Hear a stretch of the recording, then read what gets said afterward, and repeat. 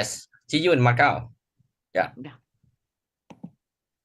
Mr. Dũng. See everybody.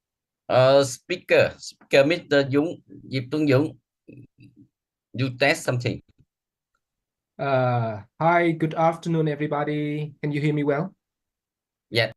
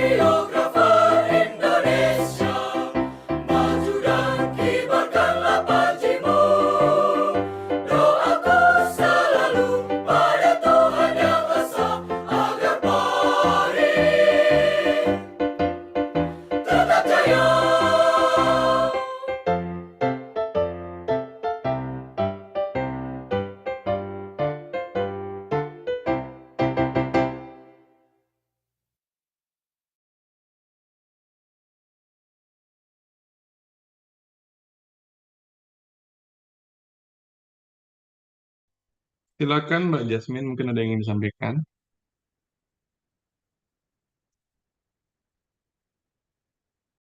Assalamualaikum warahmatullahi wabarakatuh. Salam sejahtera untuk kita semua. Om Swastiastu, Namo Buddhaya. Salam kebajikan rahayu. Selamat siang Bapak Ibu, rekan-rekan undangan dan para hadirin sekalian. Salam hangat. Dan harapan kami semoga rekan-rekan undangan dan para hadirin sekalian sehat selalu dimanapun berada. Izinkan saya untuk memperkenalkan diri sebagai pemandu acara, Putri Jasmine, untuk acara CPD Asia ke-40 yang diselenggarakan oleh Vietnam Radiologic Technologies Association.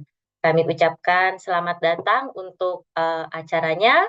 Dan untuk acara akan dimulai tepat jam 14.00 waktu Indonesia Barat dan akan dipandu oleh dari tim Pici Luna atau dari tim Vietnamnya. Sebelumnya ada sambutan Pak dari kita tim Indonesia atau kita bisa tunggu jam 14 aja? Tidak Untuk ada tidak sambutan ada. Mbak Jasmine. Ya, Terima kasih siap. banyak. Terima Siang kasih. hari ini Mbak Jasmine luar biasa, tampil prima. Terima kasih waktunya. Terima Dan kasih. di Vietnam saat ini sudah bersiap-siap para presiden dan nanti mungkin pukul 14.59 kita langsung live dari Vietnam. Ya, Silakan. Dari Pak Ketum sudah hadir di Vietnam juga dan menyampaikan salam di Zoom oke. Indonesia. Semoga Ya. lancar acara hari ini. Terima Terima kasih, kasih. Pak Jasmine. Terima kasih Beli Putu. Untuk teman-teman, pertanyaannya nanti akan dibuka sesinya tersendiri. Jadi untuk pertanyaan bisa disimpan atau disampaikan di kolom chat. Nanti kita akan bantu ke tim Vietnam. Oke, karena sebentar lagi udah 59, mungkin akan saya serahkan lagi kepada tim operator untuk dikembalikan ke tim Vietnamnya. Terima kasih banyak dan selamat mengikuti acara. Selamat Terima siang. kasih, Mbak Jasmine. Dan sembari menunggu, ini ada Pak Ansor juga. Selamat sore, Pak Ansor. Mungkin nanti saya langsung take over, langsung eh, relay dari Vietnam, Pak Ansor. Lalu untuk Mbak Jasmine, apakah sudah bersiap-siap nanti keberangkatannya ke Makau? Ditanya oleh tim semuanya. Oh, Nanti kita bikin iya, grup WA ya. kemarin saya sempat diskusi sama siapa. Terima kasih banyak atas bantuan dan kesempatannya. Diskusi dengan siapa? Mbak Puspa. Oke. Iya, Oke, kita nanti kumpul di grup WA ya untuk diskusi ke Makau-nya. ya Terima Pak. kasih sudah Terima kasih menyempatkan banyak. waktu dan memberikan abstrak untuk Ya, disampaikan di Makau. terima kasih banyak atas kesempatannya Pak. Baik. Kita langsung relay dari Vietnam saja ya. Terima kasih Mbak Jasmine dan terima kasih Pak Ansor, seluruh tim PP Pari. Baik,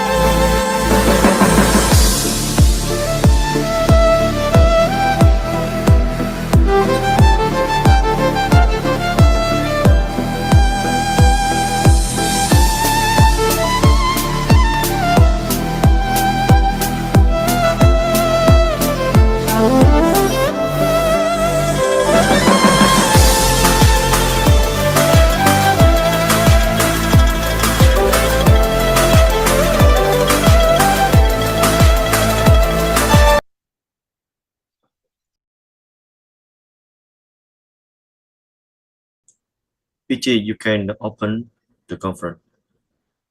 A very warm welcome to each and one of you from Asia and to all our audiences from all parts of the world, most especially to everyone in Vietnam. This is CPD Asia, the online continuing professional development platform for Asian radiologic technology societies. And hosting the 40th CPD Asia is the Vietnam Association of Radiological Technologists, VART. And I'm Peachy Luna, the CPD Secretary General and your program host. We are live streaming on YouTube and you can search the VART channel, MSR and PARI, so you can join us live and or you can watch a replay. So now let me call in to start the program, the President of Vietnam Association of Radiological Technologists, VART, President Ivan Loc, to give us a welcome message. President Loc. Thank you, BG. You hear me? Okay. Dear old friend, today welcome everybody. Come join us in Asia CPD 40. Today we have two sessions. The first session we stay about in EOS in orthopedy. We will have a two speaker, and then we after EOS we have Q&A 5 or 10 minutes, and after that we next program we have introduced new generation CT scanner, CT photon counting, and how many slide new vision in new CT slide now. I hope if you have an experience US or new generation CT scanner, we can share for us today. And if you don't have it in your country, don't have it, you can share for everybody. Share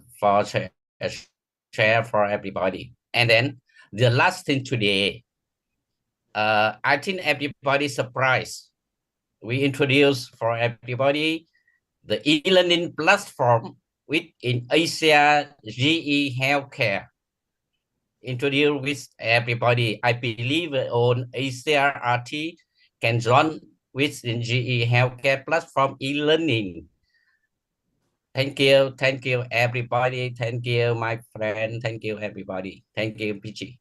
Thank you so much for that warm welcome, President Taiwan Loc of Vietnam Association of Radiological Technologists. Ladies and gentlemen, this CPD Asia is highly supported and graced by member societies, the presidents, all the officers and their representatives. Let us greet and welcome. Attending for President Fernando Koch of the Macau Radiological Technologists Association is the chairperson, Ma'am Cora Nang.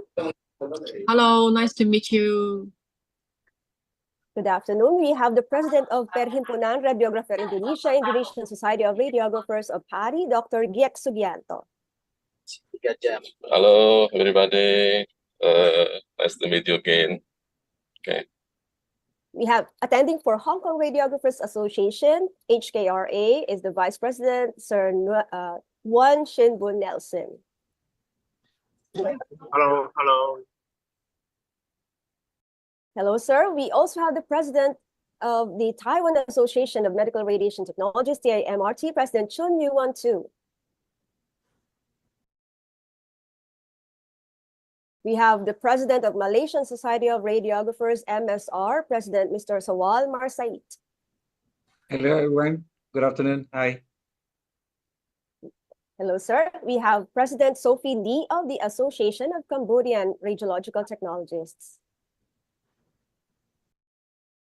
Hello, everyone, and all president. I miss you all so much. Nice to meet you again. Hi, ma'am. And we have President Muhammad Abdul Ghani of the Palestinian Association of Medical Radiation Technologists, PAMRT. Hello, everyone, and good morning from Palestine. Nice to meet you. And of course, we have received greetings from Singapore Society of Radiographers, President Denise Chu, from the President of Japan Association of Radiological Technologists, JART. We have from Indian Society of Radiographers and Technologists, ISRT, President Mr. Mohan Lal Bhagwat. I think we have here President Gamej Vimala Sena of Society of Radiological Technologists, Sri Lanka. Sir, I think I saw you here.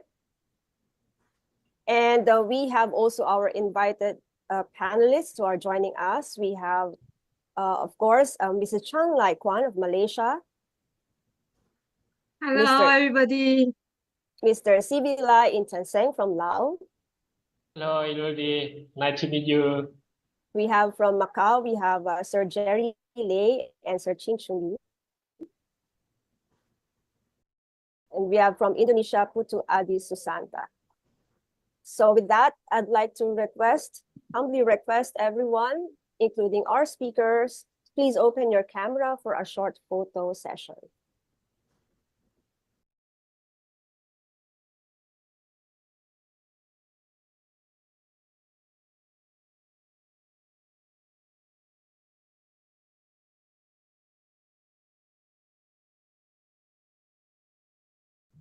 Thank you very much, dear presidents, officers, and our panelists. Later, they'll be joining us during the Q&A session. So Beginning now with the session, let me call our session moderator, Mr. Lu Triet Yung, who is the Secretary General of the Vietnam Association of Radiological Technologists in Vietnam. Please welcome session moderator, Mr. Yung. Thank you. Thank you, Pichiruna, for your introduction. Good afternoon, the presidents, panelists, and participants. My name is Lu Triet Yung, and today I'm very honored to be the moderator for this CPD. Welcome all of you to the VART Asia Continuous Professional Development, hosted by Vietnamese Association Radiological Technologists. With the theme of this CPD, Discovering New Radiological Technologies in 2024, I would like to introduce four Vietnamese speakers who will present the newest application and technologies in 2024. We hope that their presentation will provide more knowledge and also will update the interested insight into this special topic. Therefore, we look forward to receive many questions and discussion from all of you in the Q&A session. Thank you. And for the start, please welcome the first speaker, medical doctor Phạm Thị Cẩm Vân. She comes from Medis Medical Center, and the title of her presentation is Application and Values of EOS Imaging System. Please welcome Dr. Vân. I'm glad to join this presentation here, and now we share my presentation. Okay.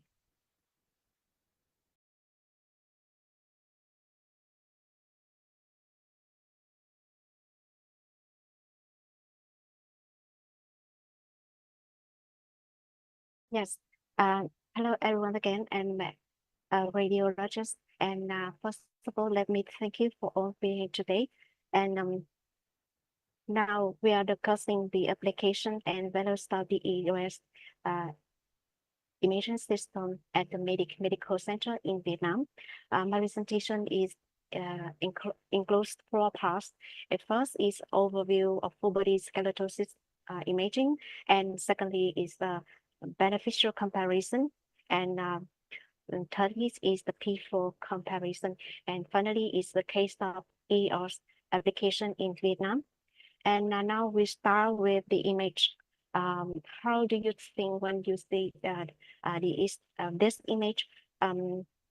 Is this well established that the poor posture can contribute to our osteoarthritic by causing spinal disc and leading to the bone-on-bone friction and severe pain. And orthopedic always to assess the skeletal system on three plans: is axial and frontal and sagittal balance. And this image, you can see all parts of the skeletal system, not only the pelvis, not only does the pelvis and the spine, the leg, the hip, and knees always work together to maintain our overall balance.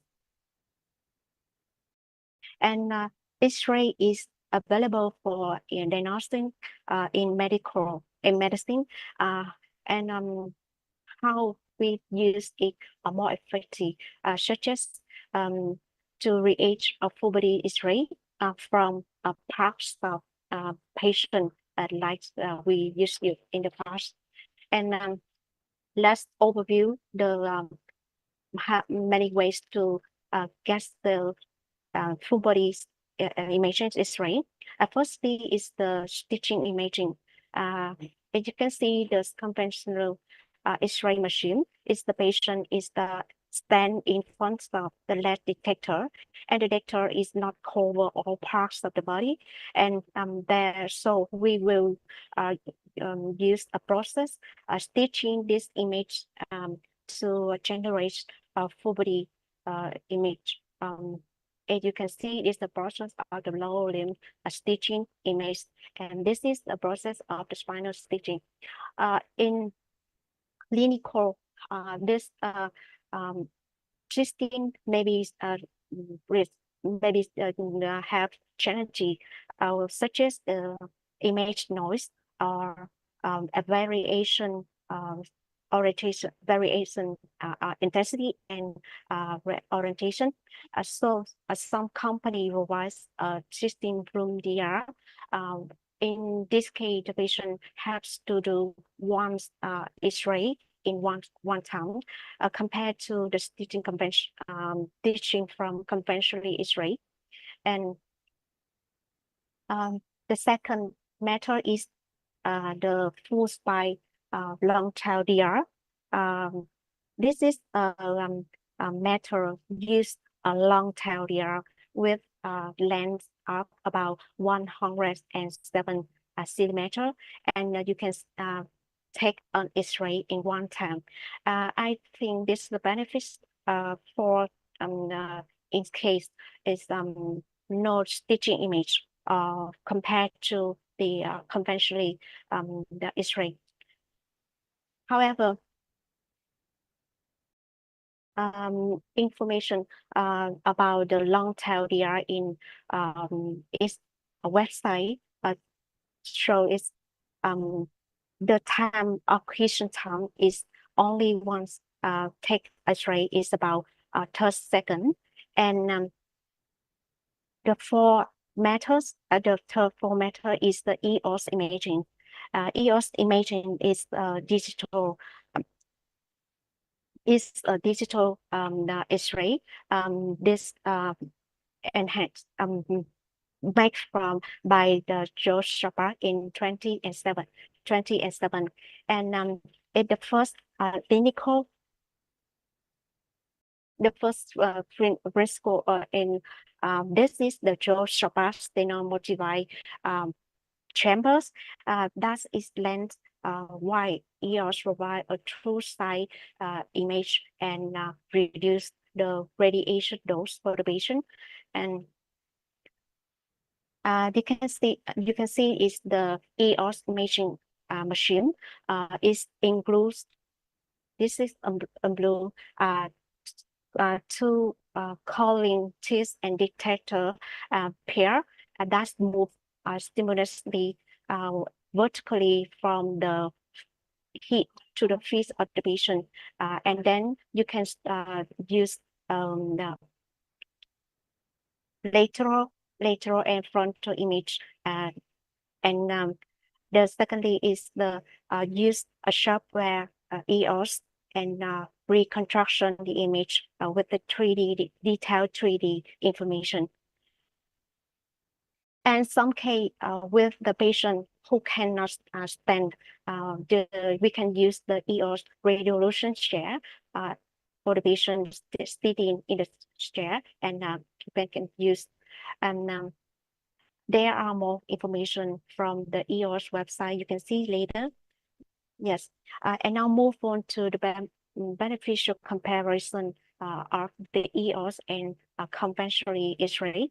At first, I think this the most important point is the radiation dose. As you can see, it's the table. If you make it's number 5, the radiation dose is the 1.4 millisievert, and if you can if you make the computer tomography by is have to use 8.8 millisievert compared to the EOS. Compared to the EOS is when we use the radiation for the spoon spine orders, it's about 1.5 millisievert. It means it's less than 22nd times for compared to 3D imaging. And in pediatric patient, we can use the EOS full spine low dose with the speed 3 or speed 2. Is the low dose is about 0.4 millisievert, and especially with the image with the patient have consider the to follow the disease, have to check up in the past, we can use the EOS microdose for the children, and the radiation dose is about 58 microsievert. It means it's about 7 times the radiation dose we receive 1 day in the earth. There is a huge study to compare the radiation dose of the EOS and conventionally like the CR and the CD, and you can see in the picture when you use the EOS is B2, as B2 or B3, the load is less significantly. However, we can assess the image very well diagnostic and can monitoring for the patient. And the second point is the lens of view when you use stitching images and long tail DR and CT. The lens of view is about 105 centimeter. However, when you use the EOS, the lens of view is about 175 centimeter, and that means we can use a set of full body in a 1 second, in a 1 X-ray. And the third is very important, is the waist-bearing standing position. There is many study to compare the image when you use the standing and the spine position, and that showed there are some dislocation only appear in the standing position, like the image in the picture, the first picture. There is the spondylolisthesis at the C5 or C6 cervical spine and the lumbar spine, and you not see in the spine is image. And another study compared to the angle when you use the spine standing, spine versus standing. This showed a strong correlation angle. And the same thing in the study showed different in the knee is the knee length X-ray after a knee trauma. When you use the standing knee radiographs, you can detection the side of the interrupter of the knee. And the fourth thing is accuracy of the measurements. There are measurements, we can measure 3D and a fast, I'm so sorry, measurements on the 3D reconstruction or a fast 3D software due to reducing acquisition time. However, the measurement is always accuracy. And this is the CD model of full spine in the CD. You can see this image is very well detected and very well diagnostic. And this is the 3D model of the lower limb when you use the 3D EOS 3D contour.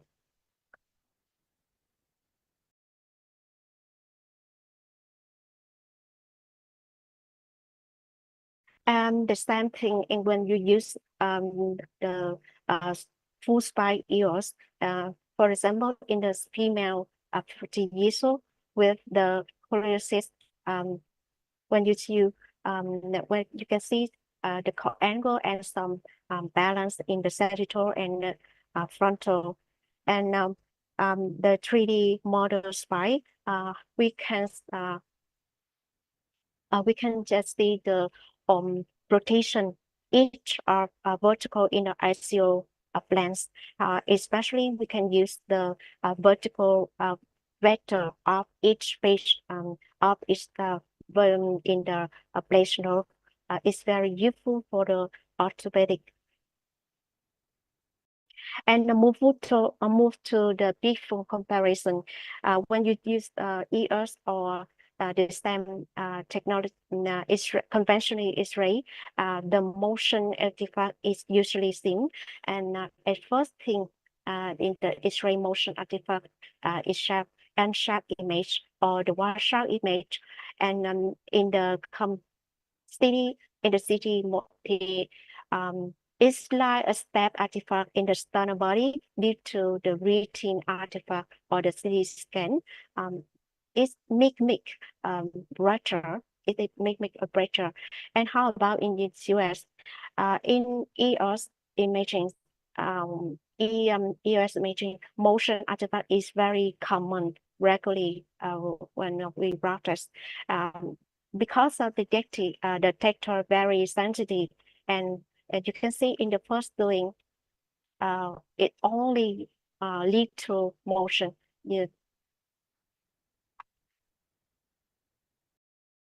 In the femur and sagittal glands, and then in the second doing, when you use the patient with the scoliotic brace, it's not a normality. In the same thing with the we take the spoon by X-ray, is the artifact like a spherical angle and a parking road. And I want to show this image. It's like a shoulder tumor in the heart. In this patient, we have checked again a chest length and no more no abnormality in the chest again. The wondering when you use X-ray is the radiography object artifacts. When you use the conventional X-ray, the image is very well diagnostic. However, in the steady radiographic objects, have to use a metal detection technique to reduce this artifact. How about in EOS? This Inkscape being well, we guess when the technician forgot to require medical history of the patient, and when he take the X-ray, he forgot the implant function in this machine. And now and then we receive the image with the halo light around the metal body, and we have to overview the patient history and overview the image, and then we can fix them. Yes. At the same in the implant in the femurs of the patient. However, we need to consider history of the patient because of this different diagnostic with the infection around the implant of the patient. And this is the table show information I have shown. You can see compared to the stitching image and long tail DR and CT scan and ESOS. And now we saw some cases are EOS application in Vietnam. The EOS machine in Vietnam has worked in 2014 and provide care for over 36,000 patients, including full bodies, full spine, full lower limb, and some case upper limbs and standing lavatory. And now we share about some images. At first, a female 68 years old with the spinal degeneration have checked up the full bodies, full EOS, full spine EOS, and the balance step before and after surgery at the lumbar spine. And The second is a female 12 years old with the thoracic lumbar sclerosis. We check up measurement in the spine and the lower limb, and then use for the pulse rate raise. And we cannot see with the image before we use the scoliosis ray. There is artifact in the femoral, and when we use we take again, there is no artifact in this. And thirdly is the stitching spinal ERS imaging of the female thoracic lumbar posture and reverse surgery.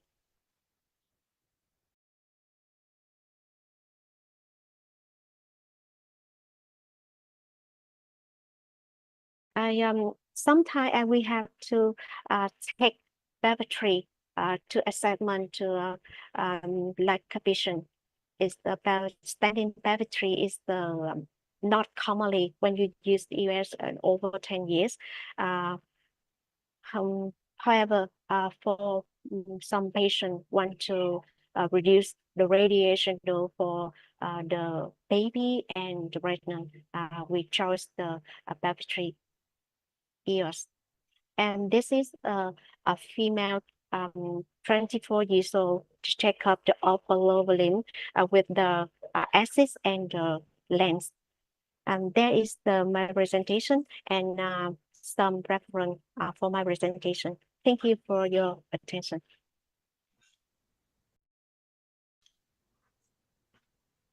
Thank you, Dr. Cẩm Vân, for your sharing and your experience and your knowledge about the EOS imaging system. And as you know, at EOS platform already has patient get low radiation while receiving 2-dimension or 3-dimension for skeletal anatomy. It's very good for patient. And at the next presentation also about the EOS imaging system. So after finish, two speakers, we will together discuss about the EOS imaging system topic. And you all can use the Q&A box to put the question about the EOS system from now. And speaker will answer the EOS question right after the finishing the second presentation. Thank you. And coming to the second speaker, we are very honored to welcome medical doctor, philosophy doctor VART Vietnam. He's the president of Pediatrics Orthopedics Society, Ho Chi Minh City. And the title of his presentation is EOS Imaging in Treatment of Adolescent Idiopathies and Scoliosis. Welcome. Please welcome Dr. Nam. Hello, everyone. First, I would like to thank you, the moderator, the chairman. Especially, I would like to thank you, Dr. Vân. She is my companion, and she introduced me to us.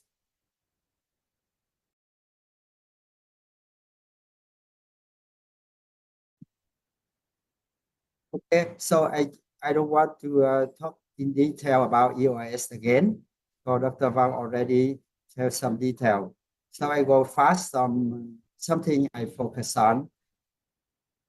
Say again, the advantage of the EOS, the wide bearing, comprehensive image, simultaneous PA and lateral view at the same time, the 3D image, high quality image with low radiation dose.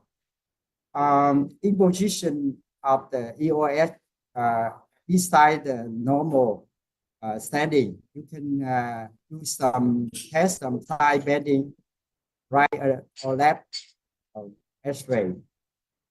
For indication of the EOS so far, I use to evaluate the patient and to decide which method I will use for the AAS.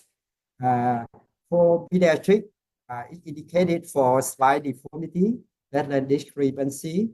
For adult, with for spine deformity, especially degenerative scoliosis and progressive kyphosis.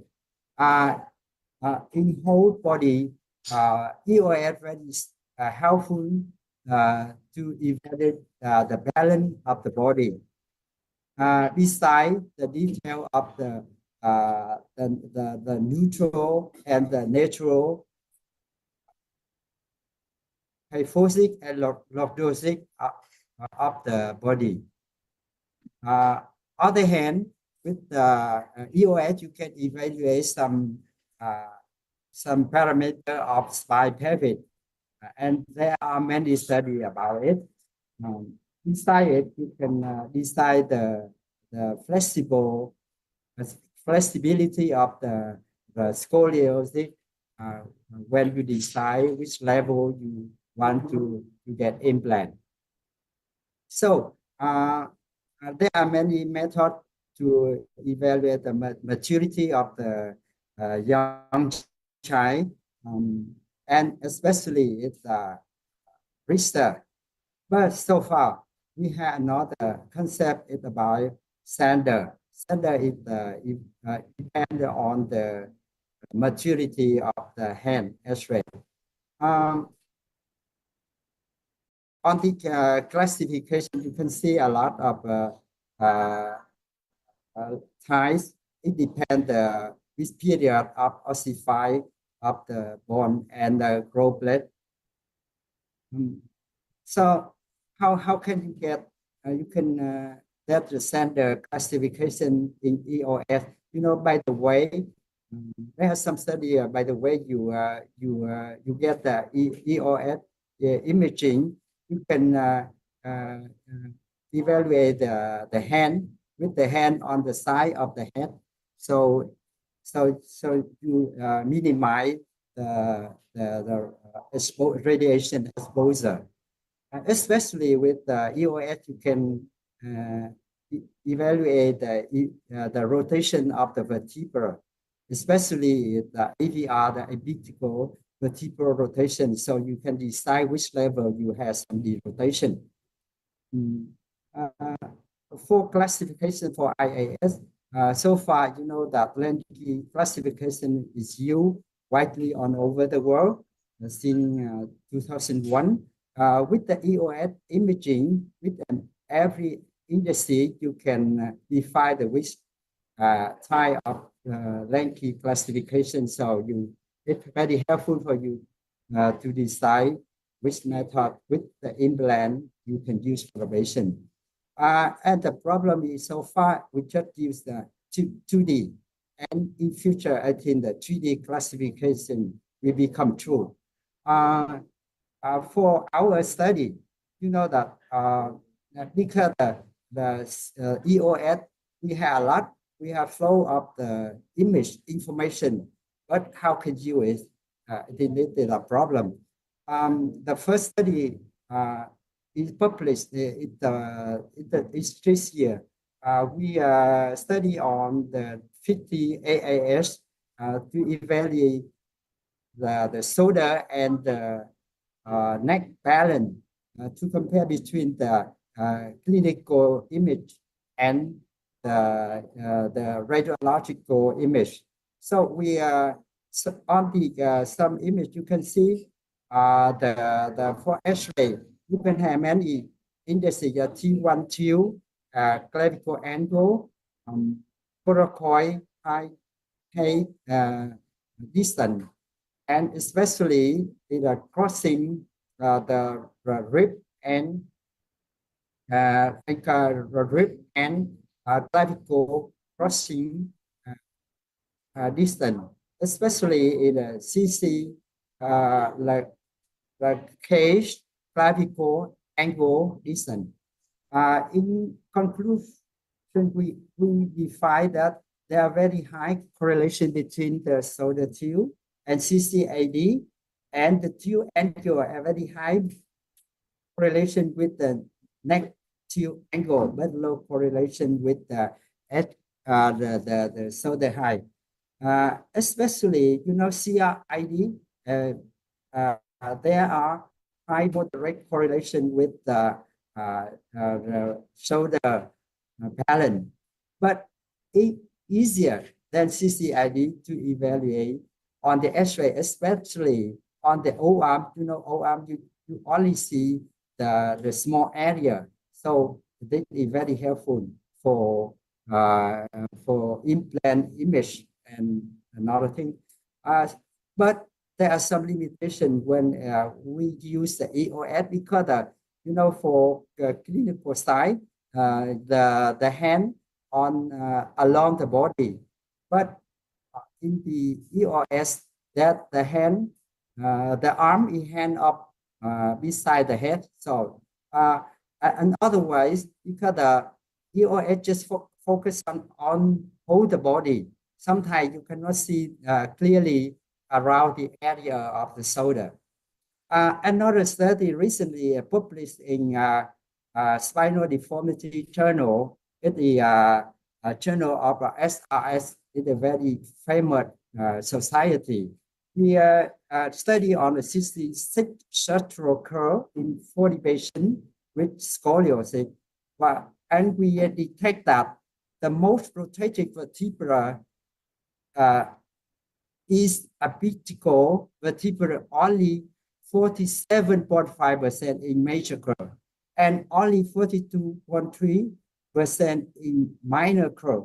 On this image, you can see that apical is T9, but the most rotated is T8. That is the difference.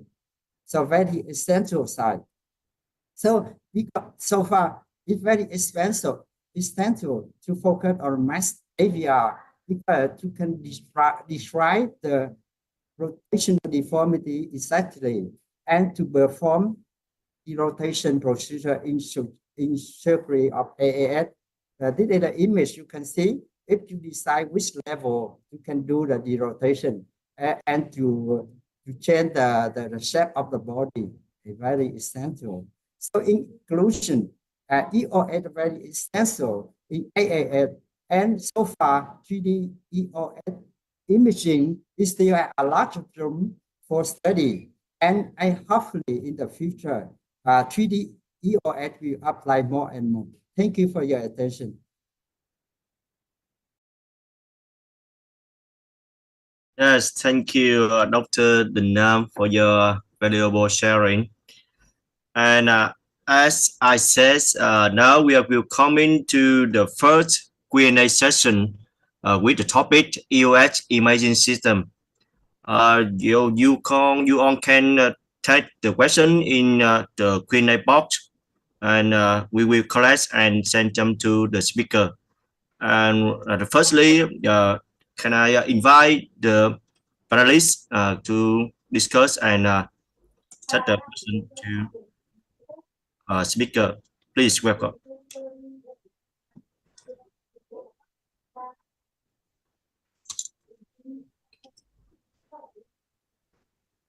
Yes, in panelists who can set the question to your speaker about the EOS imaging system.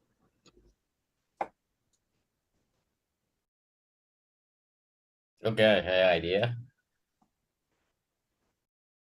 have idea. Yes, please. Yes, please, Mr. Locke.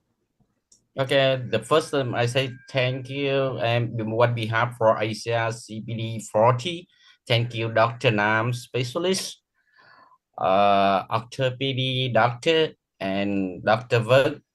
Thank you so much for your sharing.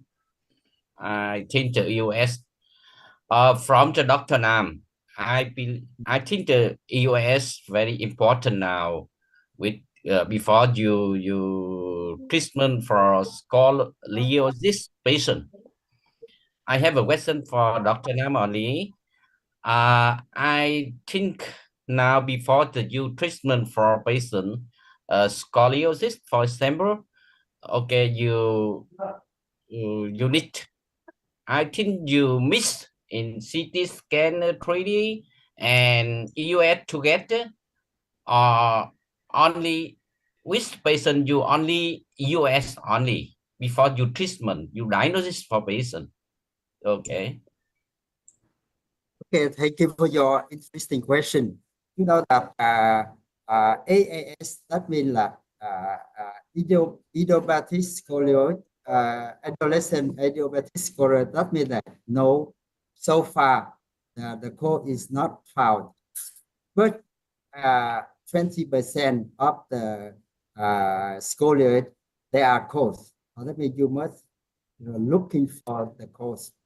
But basically, the AAS with the right thoracic curve, in case you have abnormal curve like a left curve or a long curve, or in male is not female. In that case, you need the CT scan and MRI. Because the CT scan, basically you can define some abnormality of a vertebra, of a segmental, or it defective, like a hemivertebra. So I just need the CT scan just in case, if not systematically. Thank you for the question. Maybe after your treatment, maybe the follow patient after treatment. I think you, for example, after you put implant for patient, maybe you only follow patient, you recheck for patient only US enough.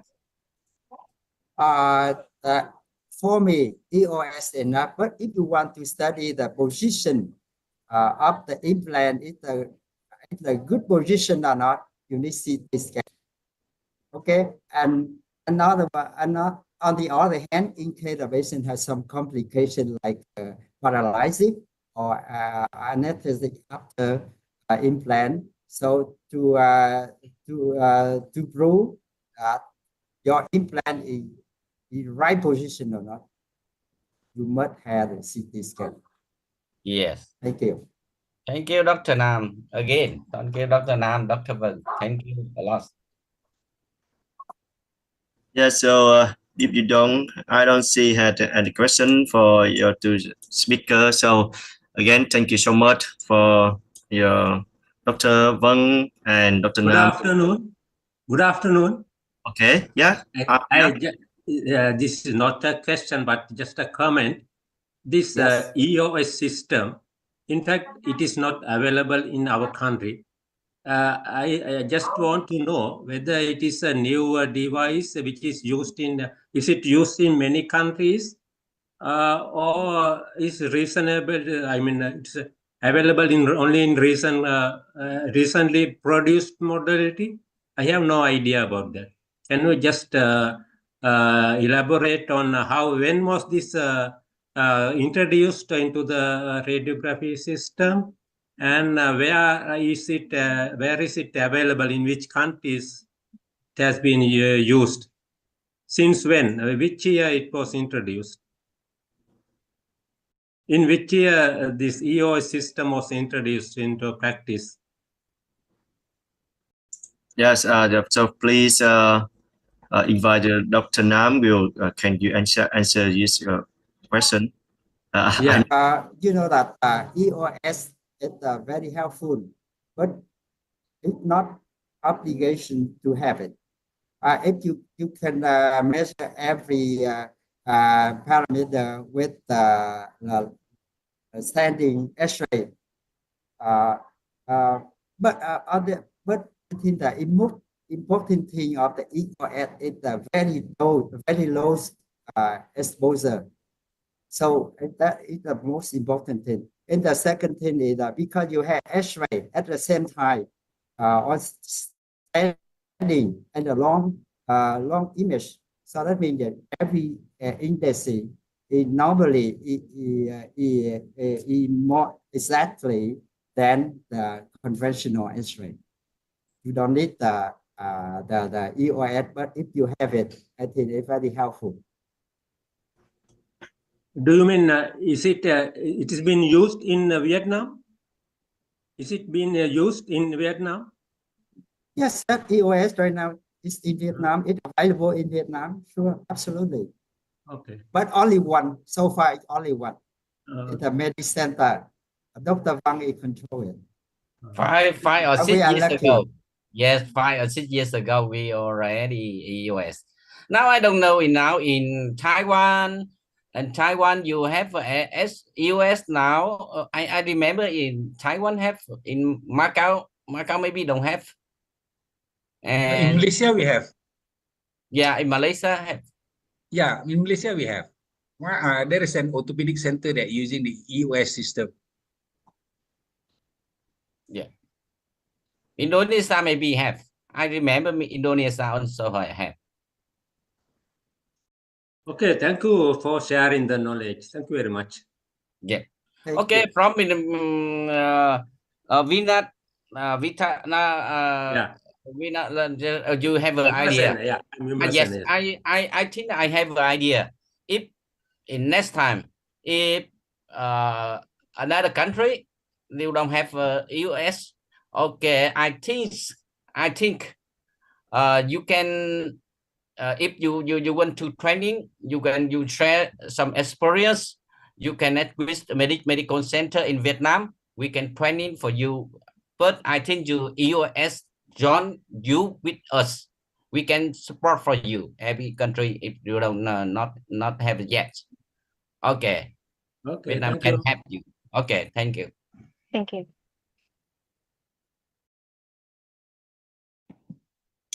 Okay, thank you everyone. Hopefully I'll see you in future.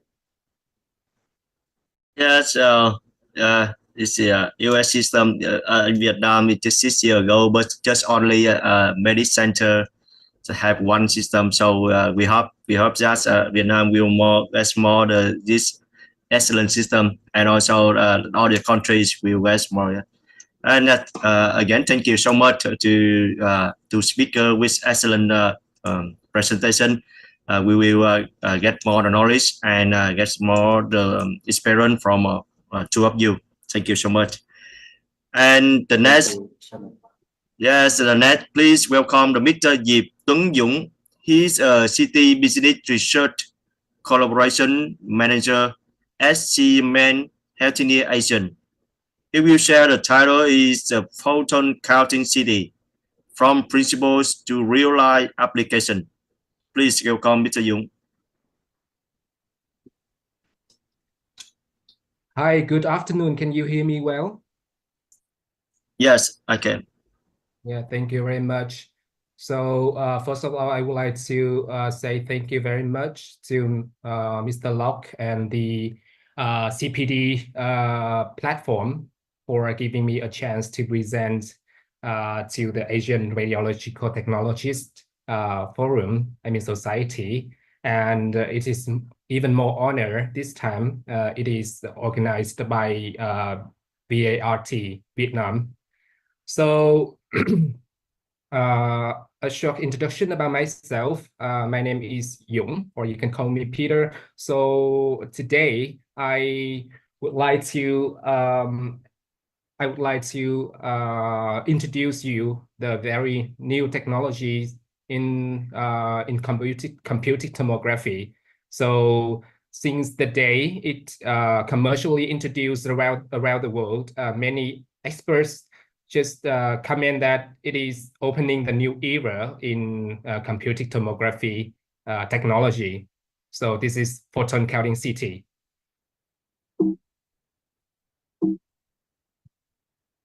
So, after decades of, innovation in computed tomography, the development of CT has, a bit of plateau.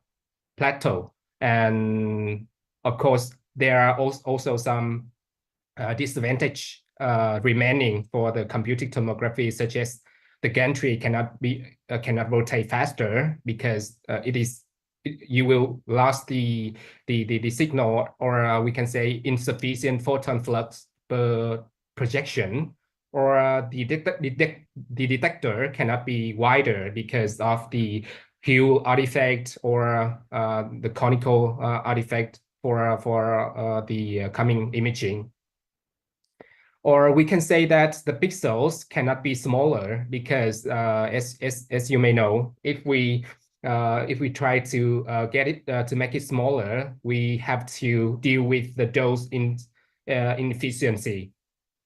So to just back to the day, you can see from the very beginning of CT history until now, we have mainly two kinds of detector materials, that is the xenon gas detectors and the solid state scintillation detectors. With these two detectors, detector materials, we also call it the energy integrating detectors. But at the end of 2021, the new era has come for the photon counting CT detectors. And from that time until now, we have more than 400 peer-reviewed publications and proof for the impact of the photon counting CT to the radiology worldwide. And as you can see, photon counting CT has the very big impact to almost every diagnostic field, like the neurology, pulmonology, oncology, and MSK, etc., and especially in cardiology. So from end of 2021 until now, we have more than 130 system installed around the world, mainly in the big institution and well-known hospitals around the world. Yeah, the orange parts in the map, as you can see, are possessing the photon counting CT. So for photon counting CT, I would say that it is going beyond the conventional concept of CT. I'm not sure at other countries, but in Vietnam, when talking about CT, they people usually mentioned about the number of slices or the number of detector rows. But I do believe that it is just in the past where we don't have photon counting CT. Now, talking about the advanced, cutting edge technology in the world now for CT, it should be what is the photon counting CT can offer to radiologists and to the patients rather than the number of slices, right? So to understand more and go in detail about the principles of photon counting CT, how it can provide you with the cutting edge technology and images in radiology, please just see the principal video. It's just a short one. This is an image of a stapes, the smallest bone in the human body, produced by existing advanced CT technology. This is an image of the same stapes produced by photon counting CT with no change in radiation dose. Before we show you how such a quantum leap in clarity and precision is now possible, let's quickly review how CT scanners work. The two main components of every CT scanner are the X-ray tube and the detector. As the X-ray tube rotates around the patient at speeds up to 4 rotations every second, it acquires around 1,000 projections per rotation, meaning an individual projection takes 250,000 nanoseconds. Within that one projection, approximately 30,000 X-ray photons arrive at a single detector element, meaning there's only 8 nanoseconds to collect and measure the intensity of each photon before the next impact. Today, even the fastest detectors can't keep up.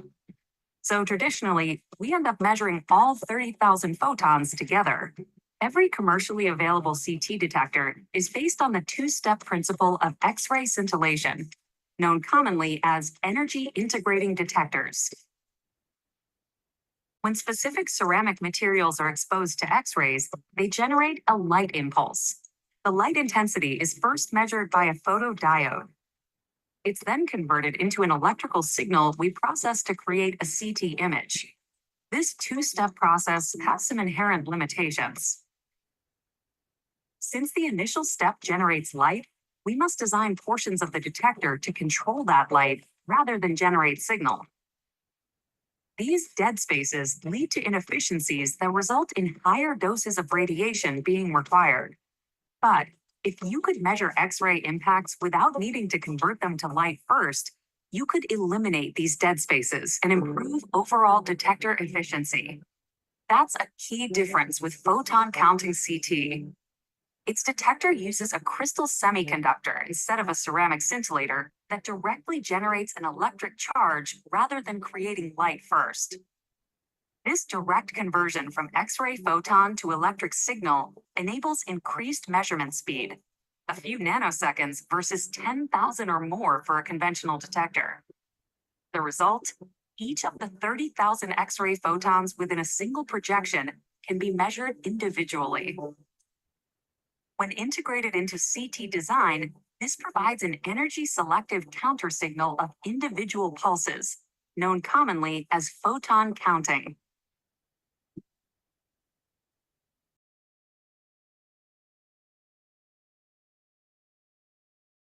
So after the video, I hope that you can get some insights about the principles of photon counting CT. So to summarize, let's learn a little bit mathematics with me. So we have 30,000 photons estimatedly in one projection. And we have in total 1,000 projections in one rotation of the tube around the gantry. So in one rotation, it'll take around 250 million nanoseconds, meaning that you need at least, the machine needs at least 30 million photons coming to detector element in just a short time. It is around 250 million nanoseconds. So we have only, the machine has only 8 nanoseconds for detector element to count one photon, right? So it is impossible for the energy integrating detector, I mean the conventional detector on the nowadays CT. But for photon counting detector with the very special material, which is the semiconductor material, it is totally possible.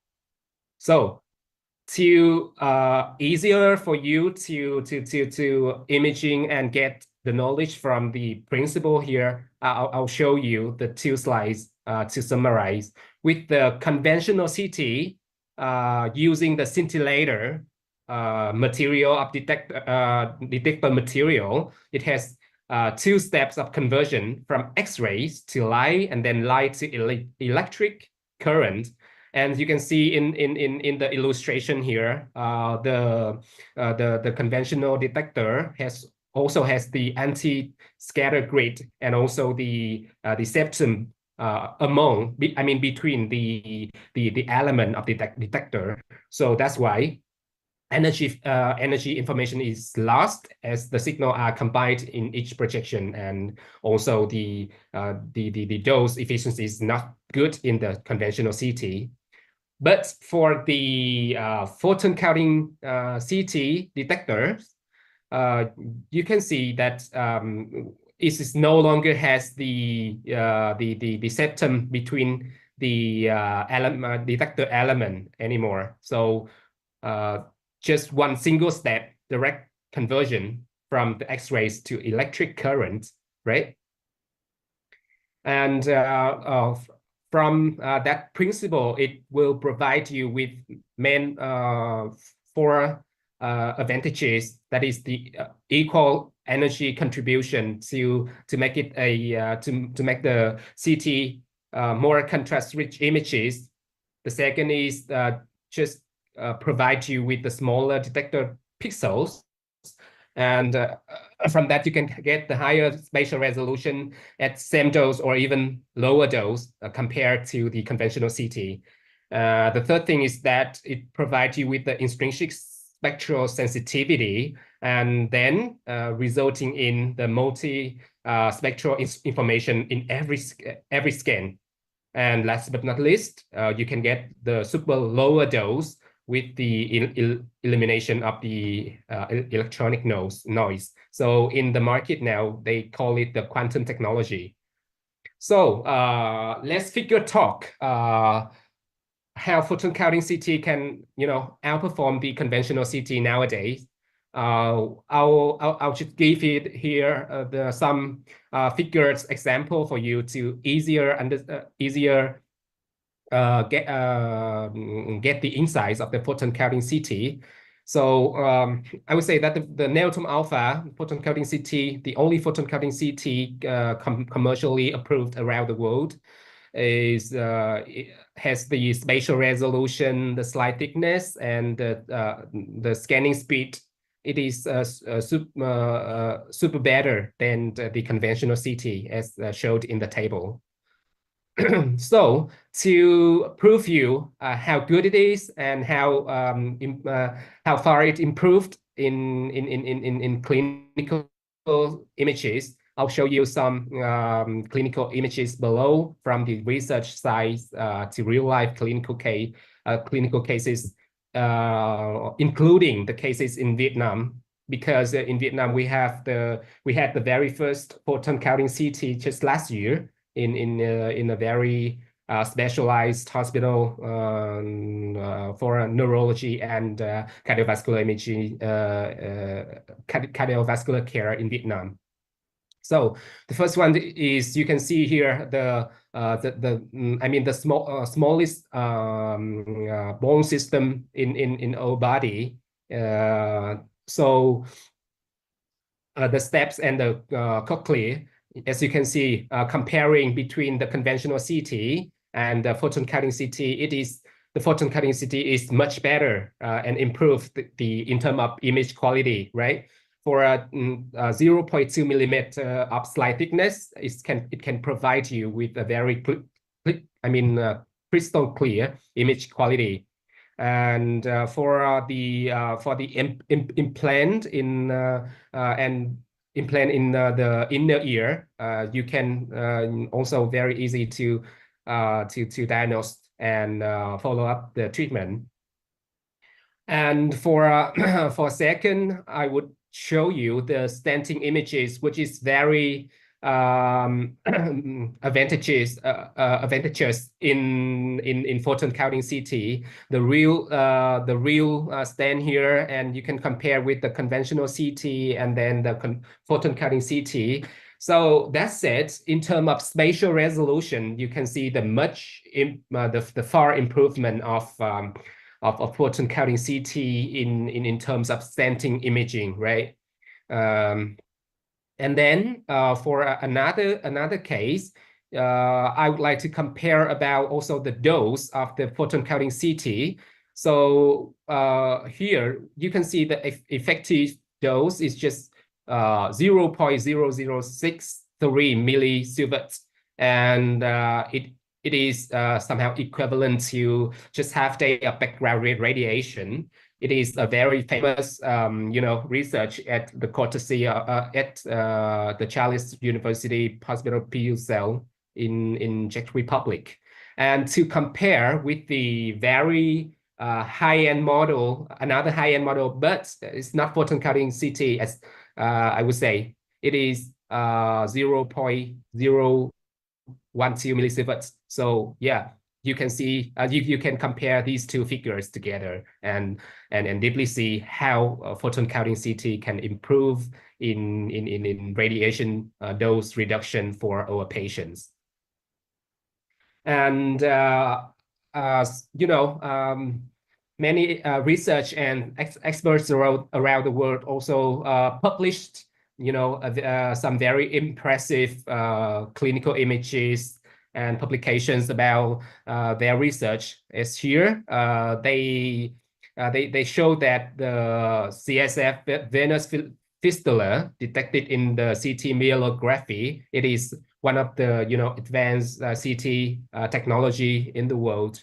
with the before photon counting CT, they diagnosed patient with the MR and the conventional CT, but they couldn't find the lesion, I would say. But after installing the photon counting CT, they definitely found out the lesion, and they left there the diagnostic for patient, and then they after that following with the treatment for CSF venous fistula. It's very effective to the diagnostic outcome, I would say. For cardiac, for coronary CTA, also have many publications around the world. So as I showed you in the beginning, there are more than 400 peer-reviewed publications already for the photon counting CT, and this is one of the impressive among them. They show that 54% of the patient would have avoided the invasive angiography. So with that, the ultra high resolution of photon counting CT can offer radiologists and also the patients with the high diagnostic accuracy in detection of coronary artery disease in high risk population, right? For the for the unbeatable 0.2 millimeters of slide thickness, you can see everything even with high calcium scoring patient or with stenting patient. And of course, photon counting can help you with reducing the need for unnecessary invasive investigation and helping diminish healthcare costs. It's very, very helpful for radiology department nowadays. So in term of measurement and the diameter of coronary arteries in the lumen. We can see a publication here at at Center Cardiothoracic de Monaco. They show that there is comparable point, I mean diameter between the photon counting CT and the IVUS. You can see the figures here. The monoenergetic is somehow represent the conventional CT. The pool lumen is the very, I would say, it is a new functionality in the photon counting CT, and the last one is the IVUS figures. So compare these two figures, it is undeniable that the CT photon counting has the comparable diameter measurement with the IVUS. So radiologists and also the cardiologists now can think about another way to diagnose, and another like tool in a radiology department to diagnose for their patient. Here is a very special case scanned in Vietnam, the Stroke International Services Cần Thơ General Hospital in Vietnam. So for some big guidelines in the world, they just mentioned about the calcium scoring at 400 or highest 1,000 for conventional CT scanning capability, but for photon counting CT, as you can see here, the total calcium scoring is higher than 5,000, right? And even with the high heart rate patient, the result is very excellent for in term of image quality. So that's it for photon counting CT. There's also another special thing is it is integrated with the dual source technology. So that's why you can see here, even with the high heart rate or irregular heart rate, for example, in conjunction with the super high calcium scoring, it is not the problem with the photon counting CT. So here you can see the 3D images for the instant evaluation. This is a case from the Cathedral Hospital, Siena, Pisa, and also the the artificial aortic valve evaluation. It is crystal clear for cardiologists and radiologists to evaluate the images. So coming to the neural vascular imaging, I think that it is very easy for you to compare, right, between the conventional CT here for evaluating the instant CT imaging and photon counting CT. Yeah, there is no longer the blooming artifact for photon counting CT anymore. So you can easily evaluate and get the assessment for the restenosis, for example, in for instanting cases. You know, other than the big improvement in image quality, the photon counting CT can also offer you with the contrast media saving. For example, there is a publication about, you know, how far the photon counting CT can offer you in terms of media contrast saving. It is up to 68% compared to the, you know, the high-end conventional CT.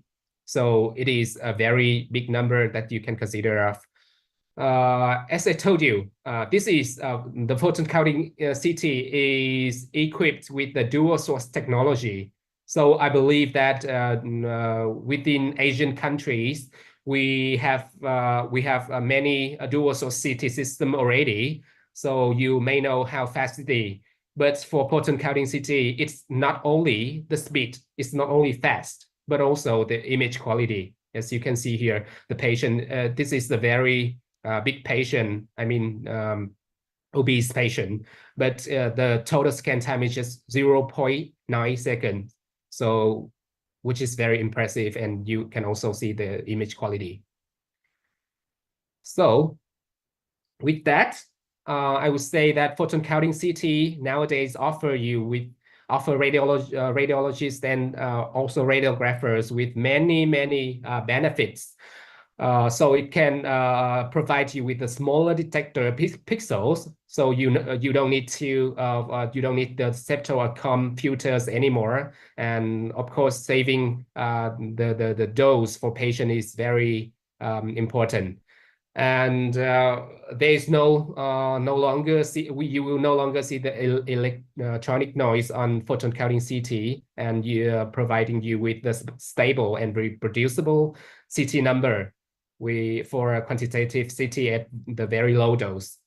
Third thing is that it can provide you the increase in the iodine CNR and translating into potential dose reduction. And last but not least, of course, the photon counting CT could provide you with a multiple threshold and open the door for you to do more research in the future. So that's why I told you many experts around the world just consider the photon counting CT technology is the future technology for computed tomography. Here is a very typical example. The Professor Gabriel Christin, the past president of European Society of Radiology, he just said that in the future, every CT will be the photon counting CT. And as you can see, photon counting CT offers us with a wide range of clinical advancements. So I also hope that not only in my country but also in the Asian society of radiology, we will earn the technology soon in the future, for giving the best diagnostic and following up for our patients. Thank you very much. Thank you, Mr. Tuấn Dũng, for your sharing about the proton counting CT.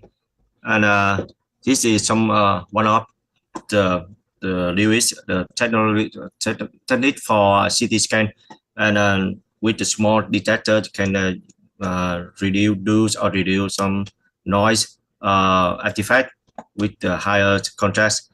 We have one question for you, but we will waiting for the last speaker and come to the Q&A session. I will send to you the question. And thank you, and again thank you so much to Mr. Tuấn Dũng. And the last presentation, please welcome Mr. Nguyễn Nguyên Vũ. He is a CT product leader at 3E Healthcare Vietnam. And today he will talk about what is new CT scanner technology beyond number of slices, and 3E Healthcare online education platform for diagnosis imaging. Just a spare. Please welcome Mr. Vũ. Thank you, Dũng. Good afternoon, everybody. Good afternoon, panelists and participants. First of all, I would like to extend my gratitude for inviting me to sharing the newest technology of 3E Healthcare about this scanner. My name is Vũ. I'm product city leader. As you know, that the topic today of mine is that is about the what's newest CT scanner technology beyond the number of slides. So we know that since its inception, the CT scanner had been constantly developing, which clearly to show that by increasing the number of slides, the number of row detector, to get more benefits in terms of expand the coverage to imaging the complex organ like the heart, or do the perfusion assessment. And also it will have to reduce the scanning time or certain scanning time and reduce the radiation dose. But you know that nowadays with the great advancement of the electronic microchips and software technology, it has promoted the development of the modern cities system to newer level. It's not only about stopping at the increase the slides or increase the number of row detector. Is about the platform with the higher goal, like how to do scan or serve for on patient, and can providing the consistent image quality to on patient, no matter how challenging the patient condition are, like with a patient with high BMI, or with a patient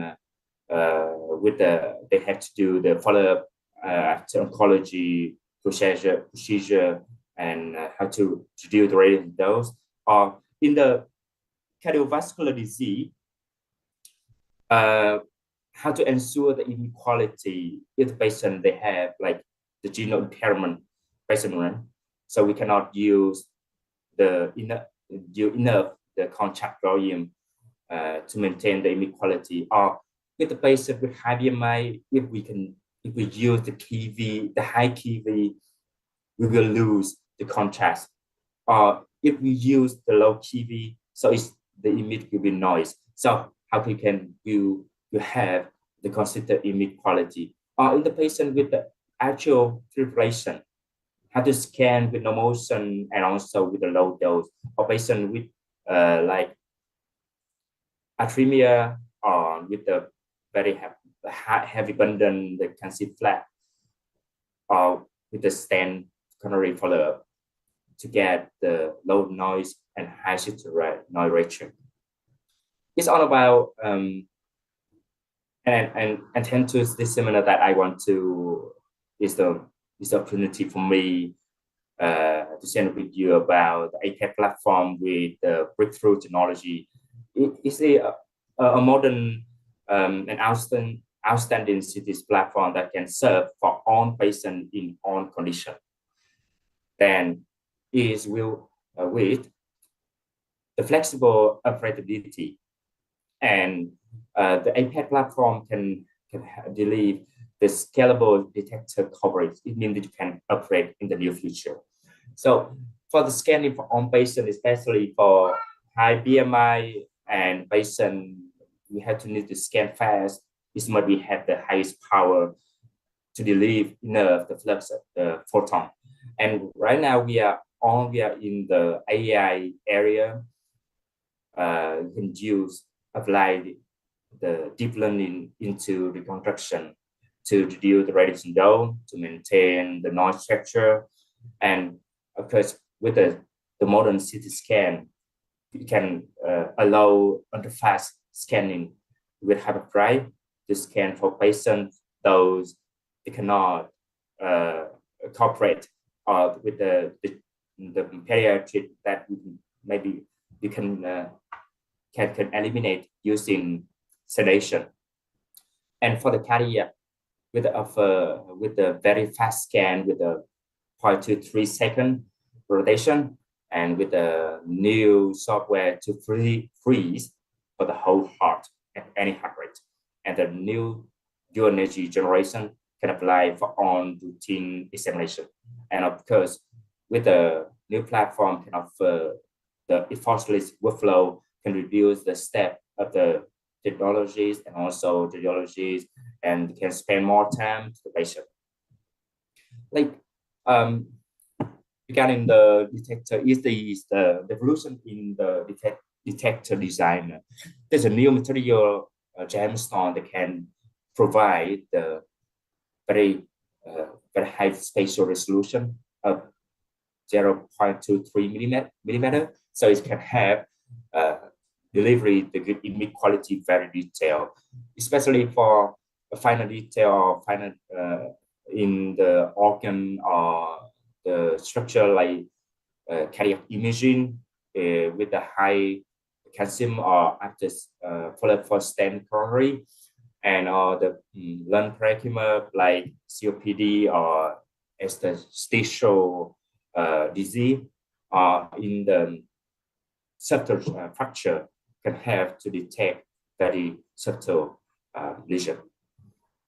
So with the power, with the highest power, believe the 1300 mA, this can have you enable low TV scan that is potential to reduce the radiation dose, reduce the contrast volume, and also increase the contrast noise ratio. And also offer for a P patient when in the previous system that we have the challenge that we not maintain the image quality with a P patient, where he had to use the high TV, but we will lose the contrast. For ultra fast scanning, if you want to scan fast, you have to have very high power to maintain the flux of the photon and maintain the image quality, and especially for the spectral imaging. So as I mentioned before that, the high BMI patient is very challenging in the routine day, right? So always noise appear, and also photon saturation appear quite a lot and impact on the diagnostic performance. But with highest power can assess to a B patient with very clear, and also enable low TV for like the routine patient with a moderate BMI. And with the ultra-fast acquisition can have the patient that cannot hold their breath, especially for patient with chest disease, asthma, or COPD, and can deliver the subsequent chest exam with the full FOV 50 centimeter. And especially for the patient in the emergency or trauma, with the ultra-fast total body scan with less than 3 seconds, so the patient can have more time to get the adequate treatment. And for the pediatric imaging, then right now we can eliminate the need of the sedation or an unnecessary repetition of the scanning for children with a low dose. You might remember that right now is routine day that whenever we scan the pediatric, right, we have to use sedation for the pediatric, and we have to follow the children, and sometimes it's we have to repeat the scan quite a lot, then it will increase the radiation dose. Right now, when we are in the artificial intelligence area, we can apply in the reconstruction. I go back to the first day of CT scan invented until 2008. The field photogrametric projection is the main algorithm that apply in the reconstruction, but the challenge is they emit noise and artifacts in the low dose setting, and you impact a lot the diagnostic performance. And if you want to have the better image quality, so we have to increase the dose a lot. And from 2008 to 2019,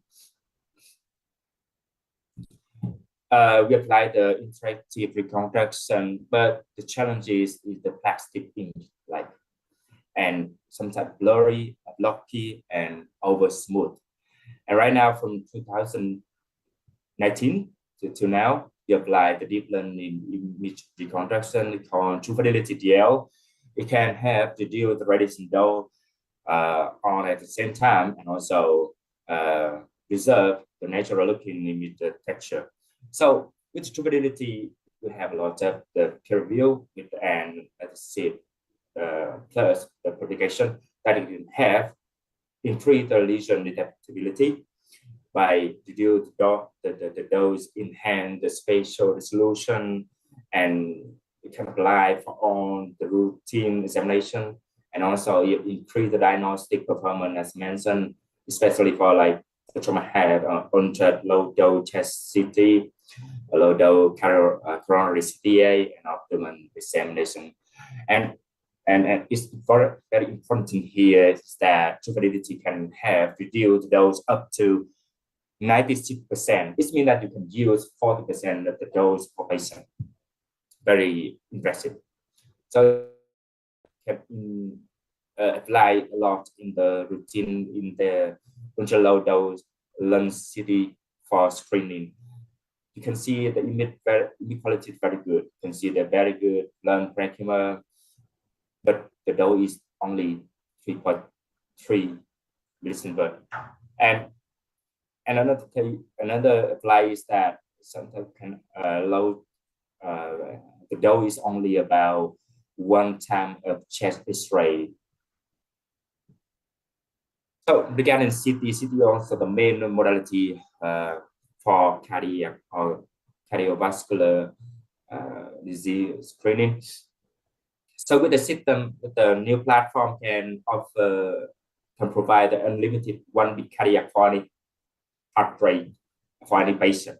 So you might remember that in the previous year or in some conventional CT right now, the coronary CTA is quite complex because with the narrow detector and the very complex workflow, you have to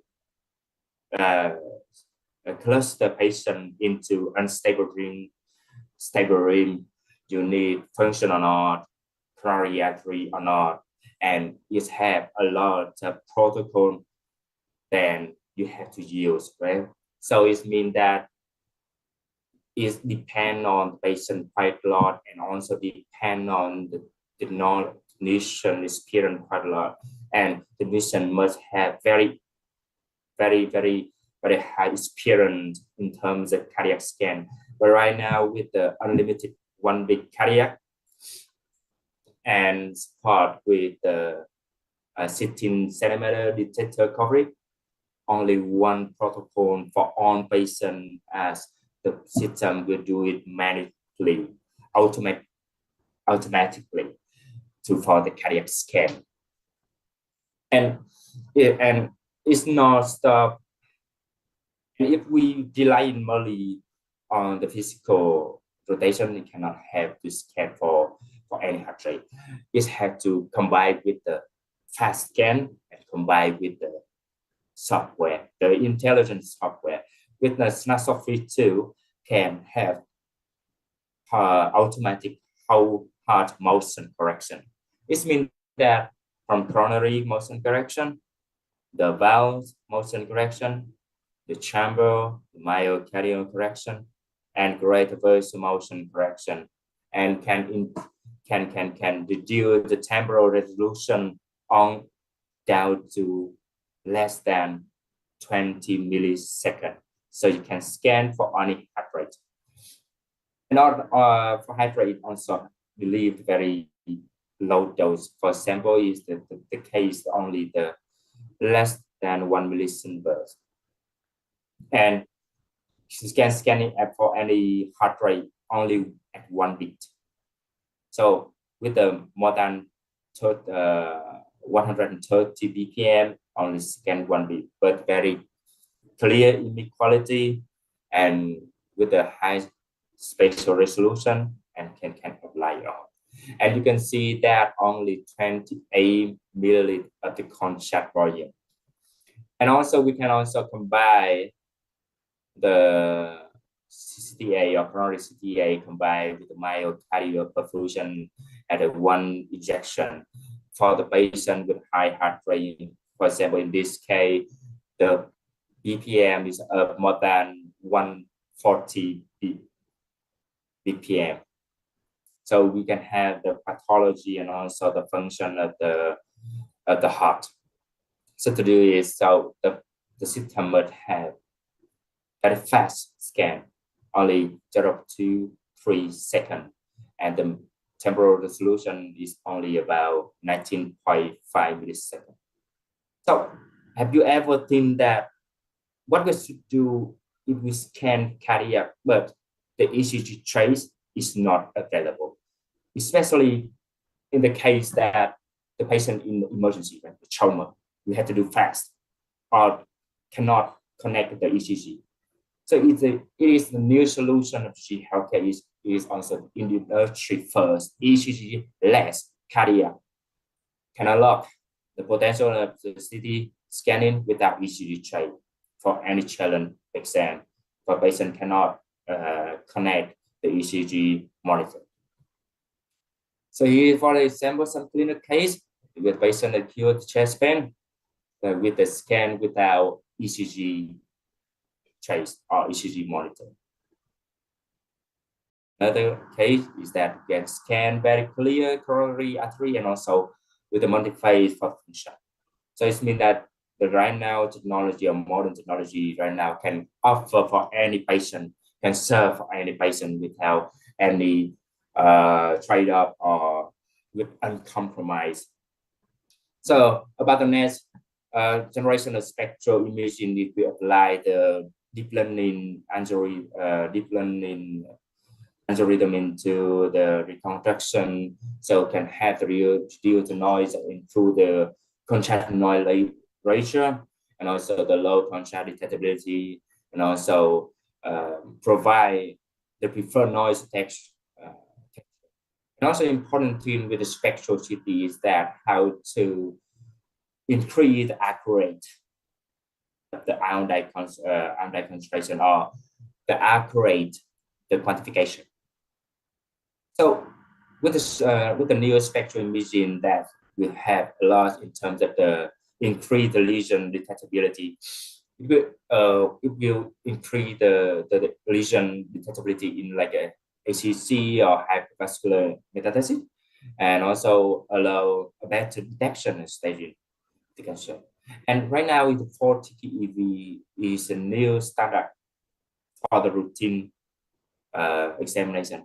As you know that when we use very low TEV, what happens? It will increase a lot the noise and will impact a lot the image quality, and also it will impact a lot or iodide concentration quantification. So with the new spectral imaging, we can have the 40 keV as a new standard with the low noise and nice image quality, and also increase the iodide concentration more sensitive, and also accept to be patient. For example, we can use the spectroscopy in the pulmonary perfusion. So you know that with the pulmonary P or pulmonary embolism that we can see in the big facial, but with small vessels it's very difficult to define. But with the perfusion, pulmonary perfusion, you can see any perfusion defect, and then we can follow up and use like reduce the thrombus in the vessel and can scan again to follow up. Also, the spectroscopy will increase the sensitivity and specificity in the detect of the tumor. That is like in the routine or conventional CT that is not clear, but when you load down the PV, or you can use the iodide map that will enhance the lesion and then enhance the detection. And because right now that you can, with the patient, trauma patient, use the spectral CT to detect the bone edema or marrow edema. Another trend of the CT scan is that the CT guided intervention, right? But the new platform we believe you have to improve accuracy to reach target and also protect the critical organ and structure of the patient. For the identification, we have the new solution is CT navigation can have the identification the real time, and also planning the trajectory to the target. You can see that right now the very low dose and reduce the scanning typically to define the position of the lesion. And we also have the solution, the 3D guidance to have in terms of the project of needle to target. And also follow up the treatment, post-treatment review with the spectral CT and also 4D CTA to see whether any change in the lesion and to lead the more accuracy in terms of detection of lesion. So like I mentioned is that we are on in the AI area.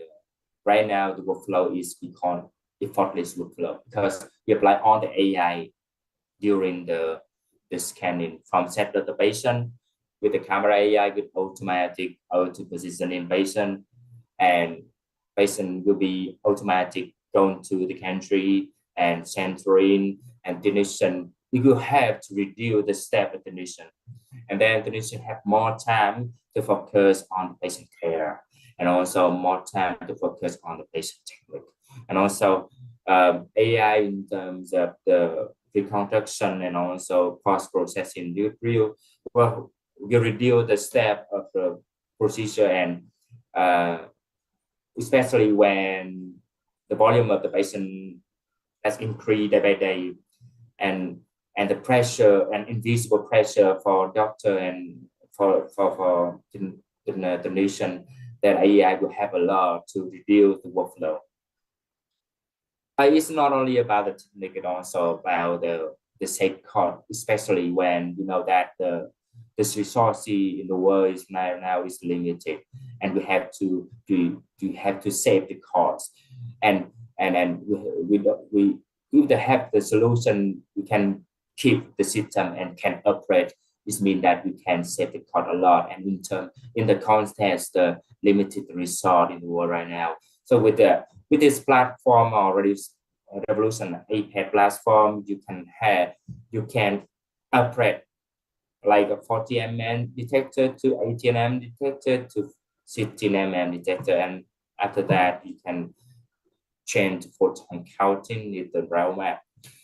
And it's not only about the upgrade is not only about technology, it's also about we caring about how to sharing the knowledge, how to sharing the technology with all radiologists and radiographer with the platform of education called RAS Aspire, with the webinar and training academy, and also sharing protocol, and have a lot of modules like computed tomography, MRI, contrast media, fundamental, innovation in imaging, and basic of cardiac catheterization, from the basic to the advanced. So, and from the dedicated technique like cardiac prostate liver mammography. So all the technology and all the knowledge, new update that will be in this platform, RAD Aspire platform, and ready for sharing for all radiologists and all technologies. So that's all about what I want to share with you. That very thank you so much about your attention.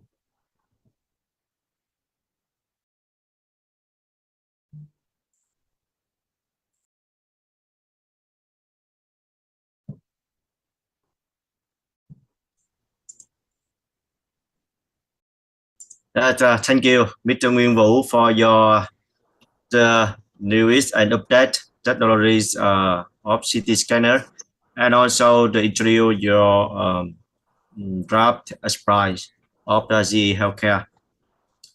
And conclusion, thank you so much for speaker for the excellent presentation today.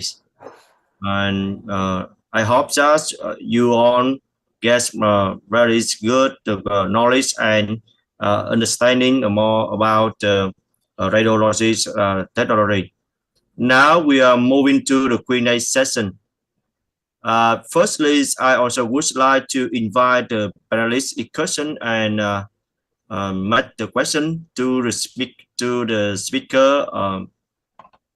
So please, panelists.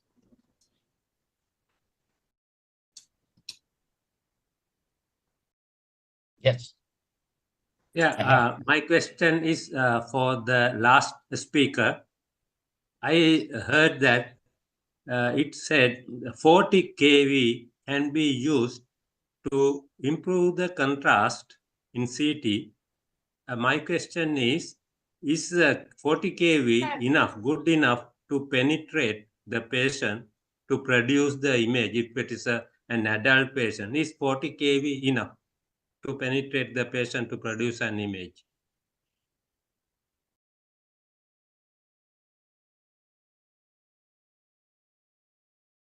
Yeah, thank you for your question. Is the energy of the photon is about the 40 kilo electron volt. It's different with the 40 kilovolt. It is the energy of the photon of the X-ray. It's not the potential of the tube. So it's different. So the 40 kVp or 40 kilovolt from the tube, we cannot use it in the X-ray, right? Because cannot have the good enough the penetration. But the 40 keV or 40 kilo electron volt is the energy of the photon, so it can have, it is come from the reconstructed in the spectral CT. So it can help improve the contrast media. So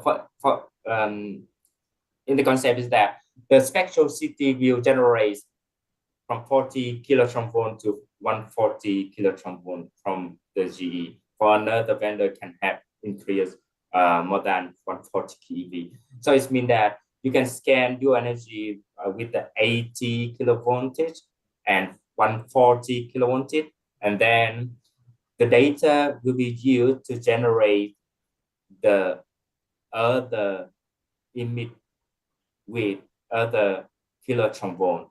So it will assume the the energy of the photon from the 40 keV to 140 keV. So we will use the range of the spectral to get the good image quality based on the demand of the routine. Okay, thank you. I got the point. Thank you. Yeah, thank you.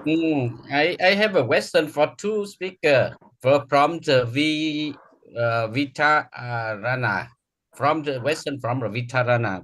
I think that we change the thinking. His question about a key EV, different key EV energy. Yeah, I think the question for Mr. Jung and Mr. Wu also. And I understand his question.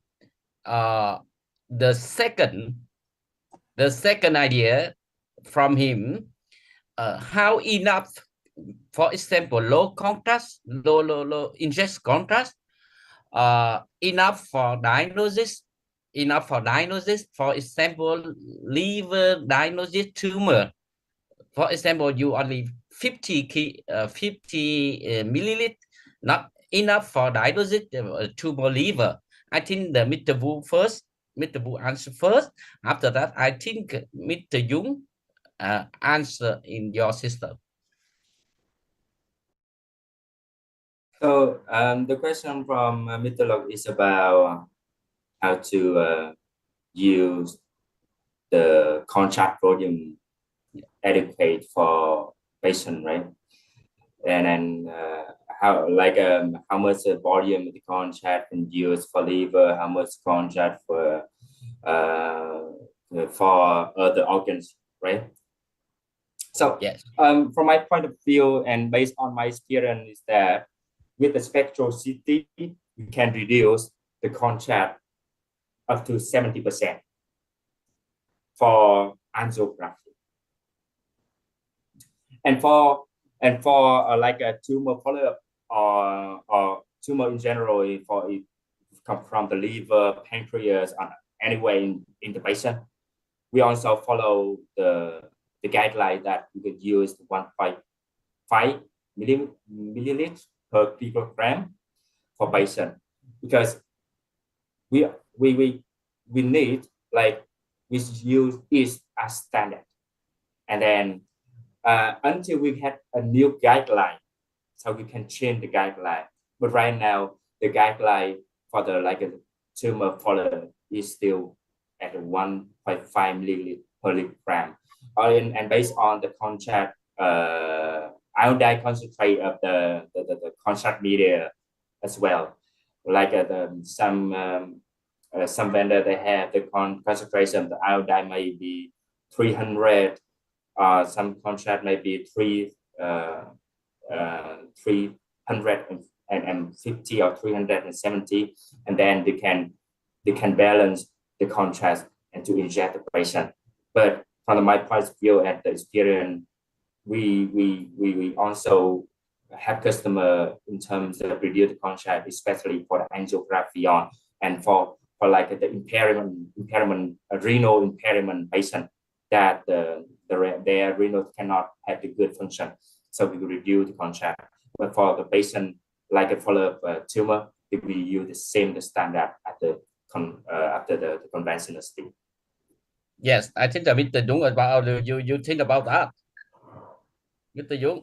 Yes, I'm here. So it is a very interesting question. So I mean, to compare the conventional CT and the photon counting CT technology, anyway, the photon counting CT will outweigh the conventional CT, because like every vendor is on the way researching and coming up to the clinical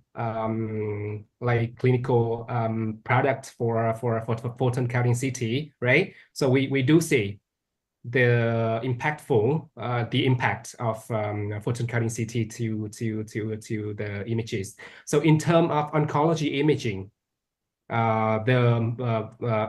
the volume, the media contrast volume reduction to the latest publications in the world it should be around 30 to 40% for the photon counting CT, compared with the high-end model of conventional CT, not compare with the low-end model, okay? Compare with the high-end model of conventional CT. And about the CT angiography, it will save you around 68%, as I showed in the presentation. Also compare with the high-end model of conventional CT. But I believe that when you compare with the the medium or the low-end model of conventional CT, it will much higher, like maybe 80 or even 90% saving of media contrast volume. Now I think now we change the thinking, we change the new generation for a new AI going to in technology, in CT scanner, AI deep learning, in technology, in CT scanner. I think the new generation for CT scanner, we don't say about how many slides. No, we don't think. Maybe we don't say about in how many slides in next generation. You can tell me.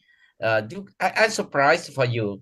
In your presenter, I saw you one case in calcium score in cardiac, a coronary calcium score you saw in 5,000, around 5,000 calcium score, and after that, or you still injection contrast? Yes, that's wow.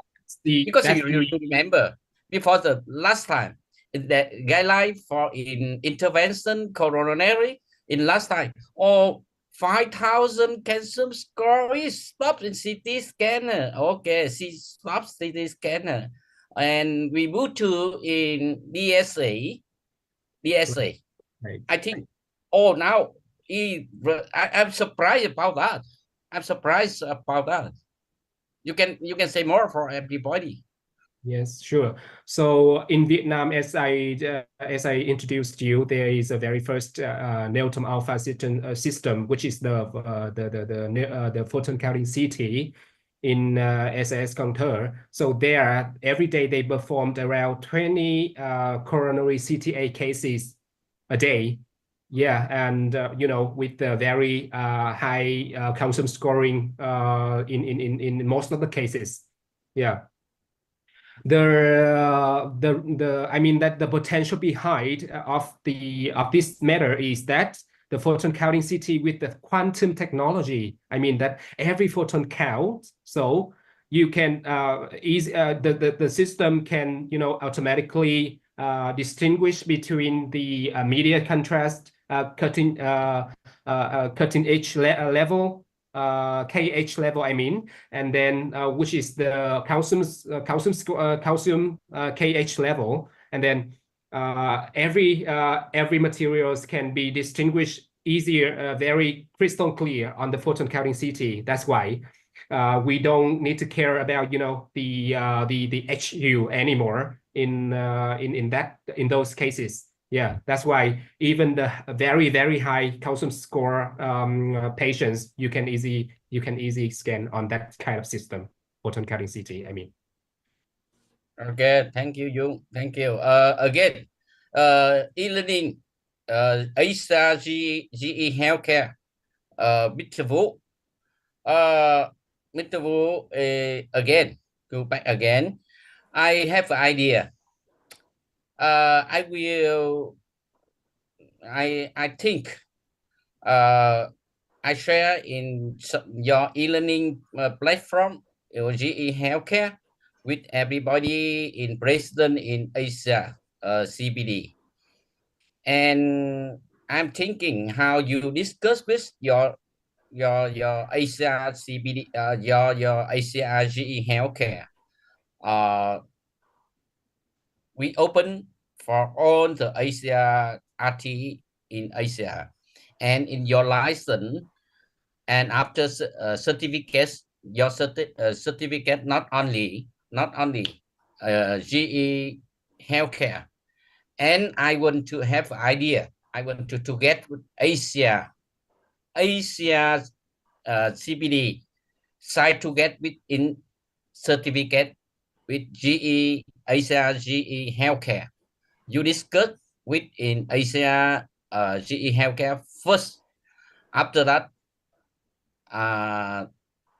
September 9, we have a meeting in Macau. We discuss with everybody, president in Asia CPD, and we will collaboration with your platform, your e-learning platform. How about Mr. Wu? You can discuss and answer for me before the September 9. I will discuss with in Macau with how collaboration in, for example, September, for example, your license, not only GE side, Asia CPD, for example, Asia director Vichy Luna signed together in certificate. Okay, and I think that you after that that you introduce more for everybody. Okay, Mr. Wu. Yeah, thank you, Mr. Lộc, for the question. That's very interesting question, and then thank you for your very interesting in about the education of the GE. So the platform of the aspire of the GE healthcare is on about how to sharing about the knowledge and the new technology in the other world, to technology, and also the radiographer, and also for the radiologists, and we also think about how to spread this education, because it's about spread knowledge by sharing knowledge.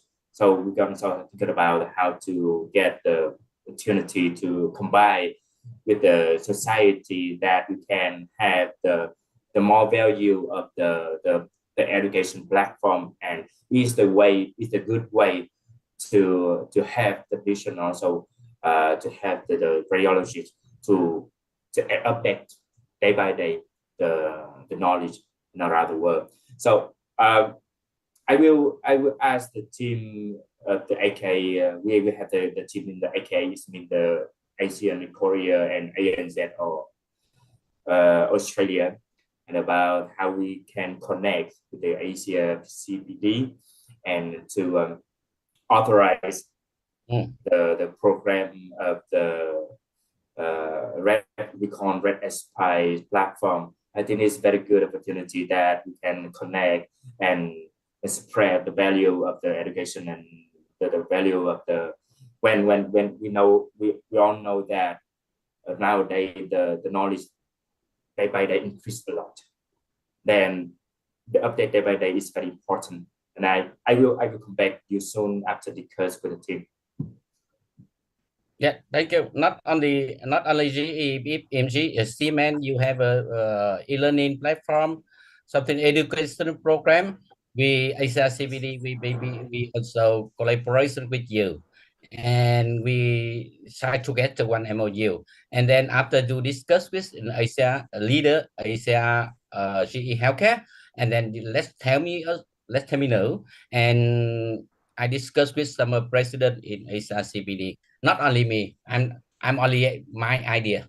So sorry, in Siemens also, in UI also, United Imagine also. Thank you so much. Mr. Dung, continue. Yeah, we also have another question from the participant for Mr. Diệp Tuấn Dũng from Ravi Chowhari. What about do in comparison to conventional detector? That please, Mr. Dung, answer. Yes, so I do see that question. So it is also another interesting question from our audience today. To compare the radiation dose between the photon counting CT and the conventional CT, I already showed one example image during my presentation, right? For the sinuses, CT scanning with photon counting CT, the effective dose is around 0.00 63 millisieverts, and compared to the high-end conventional CT model, it is around 0.12 millisieverts. So you can see that more than 100% of dose saving for that case. But of course, there are a bundle of other publications around the world in terms of radiation dose saving on photon counting CT. And overview of that publications, we can see that the dose could be saved around 50 to even 90% compare between the photon counting CT and the conventional one. So if I'm more than willing to share with you the publications about the dose reduction and saving on photon counting CT. Yes. Yes, thank you, Mr. Dũng. Your answer is very clearly, and I think it's the participant will understand this. And any question for the speaker? I don't see any question from the chat Q&A and chat box. And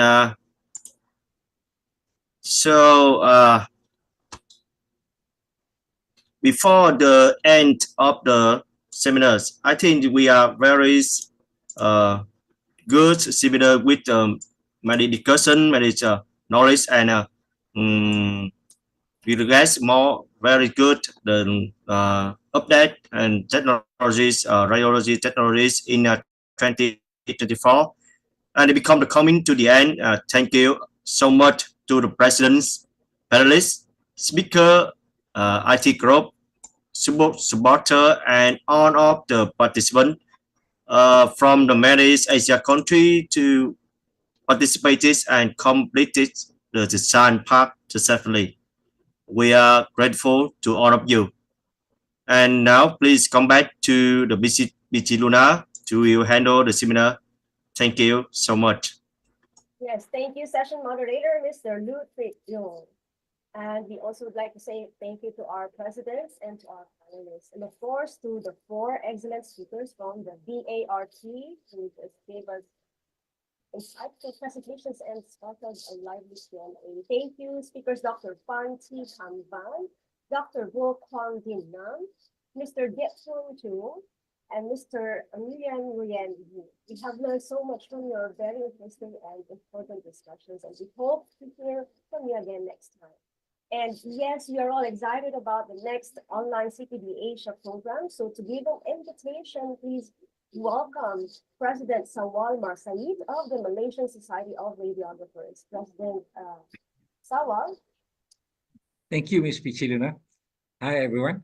And as we know, September is Malaysian will be a host for the next CPD ASIA, I think the 41st CPD ASIA. And we welcome all the president and all the participants in this seminar to join us on September. Well, we haven't finalized the date. So we will update as soon as possible for the date and the poster, and we will share in the platform that we usually share, and as well as our social media platform. So, as scheduled, on the 27th of September is Palestine. So definitely MSR will organize it before the Palestinian Society. So again, thank you very much for the support from the CPD ASIA, and I hope to see all of you in the SEARC in Philippines next 2 weeks.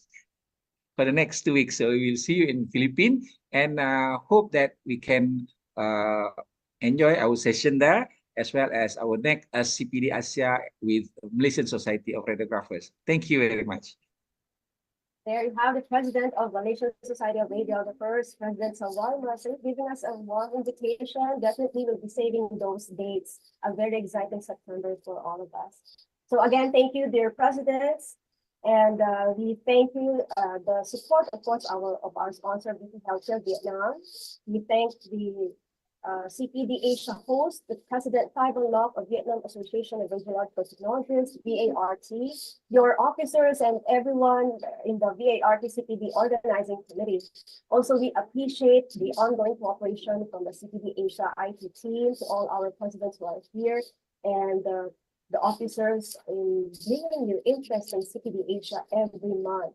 And above all, we would like to say thank you, and we'd love to say and express our gratitude to all our registered participants who are here in Zoom and those who will be replaying a video over the YouTube channel. We will see again you next CPD Asia. Again, I'm Teacher Luna, and I say thank you, everyone. We'll see you next time. Keep safe and have a great day ahead. Thank you. Thank you, bye-bye. Thank you, everybody. Thank you, everybody. Thank you. Bye-bye. Bye-bye.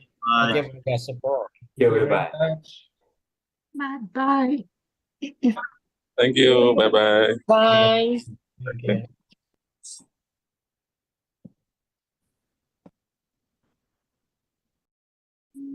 Congratulations, you're doing very good hosting.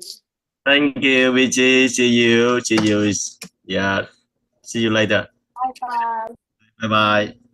Cảm ơn bác sĩ Vân nha.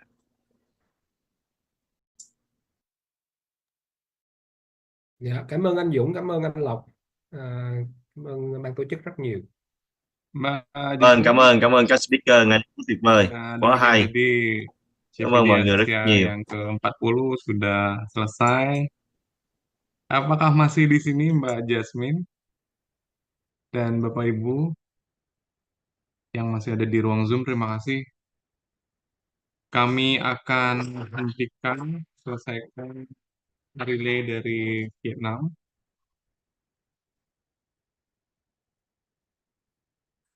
Terima kasih Bapak Ibu untuk kehadiran dan partisipasi selama acara. Untuk pertanyaan tidak ada yang masuk di ruang chat ya. Lalu untuk permintaan materi, mohon maaf selama CPD memang tidak di-share materinya, namun masih bisa dilihat di YouTube Live. Kalau mau kreatif sedikit, itu bisa di-screenshot sebenarnya, dikumpulkan dalam PPT begitu. Dan untuk respon saya sudah buka. Silakan Bapak Ibu yang ingin respon, masih ada waktu sekitar 5 menit mungkin sebelum kami end meeting for all. Bapak Ibu yang ingin menyampaikan pertanyaan ataupun apapun, silakan untuk selama 5 menit ke depan. Setelah itu kita akan end meeting for all dari ruang Zoom ini. Terima kasih Bapak Ibu. Mbak Jasmine sepertinya sudah tidak ada di ruang Zoom. Dan terima kasih Ibu Fatimah sudah mendampingi kami dari awal acara sampai akhir ini. Tadi materinya bagus dan komplit. Terima kasih. Terima kasih Bu Fat. Sehat selalu Bu Fat.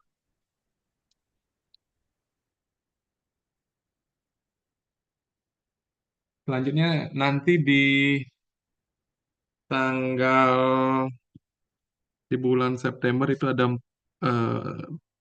41st CPD Asia hosted by Palestinian radiographer.